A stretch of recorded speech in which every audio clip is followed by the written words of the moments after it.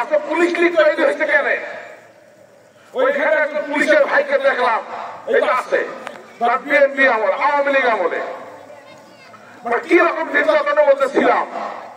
তো আজকে এইটা কেন থাকবে? সে পুলিশ তো আমার কর্মচারী হিসেবে থাকার কথা, তাকে দেখলে ভয় লাগতো আগে। এটা কেন? ঘটনাটা হলো এই পুলিশ পুলিশ লীগ তৈরি হয়েছে কেমনে? পৃথিবীর কোন দেশে, সভ্য দেশে, যেসব দেশ ইউরোপ আমেরিকায়, ওখানে আইজি ডিআইজি এই পদগুলো নাই।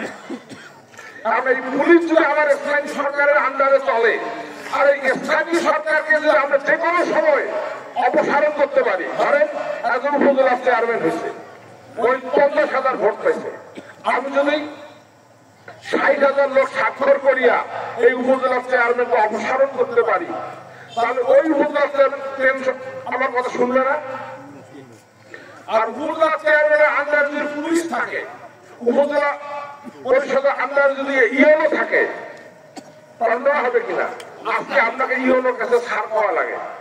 আপনারা সংবিধানের মধ্যে আমরা লিখে দিচ্ছি জনগণ হচ্ছে রাষ্ট্রের মালিক, কিন্তু আপনি মালিক চাই ইউনো ছাড় কর কেন?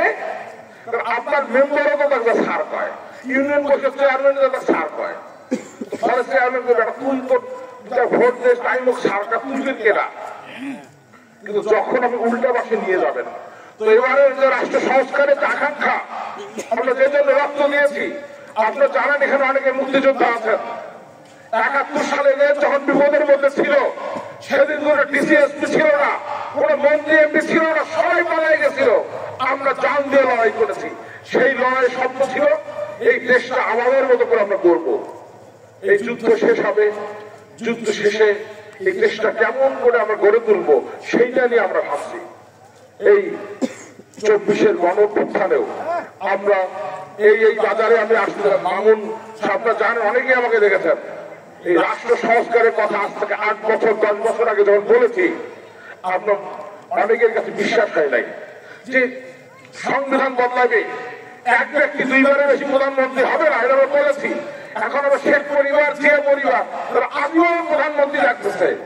আমরা মন্ত্রী হওয়ার কথা ভাবতে পাই, আমরা প্রেসিডেন্ট হওয়ার কথা ভাবতে পাই, আমরা এমপি হওয়ার কথা ভাবতে পাই,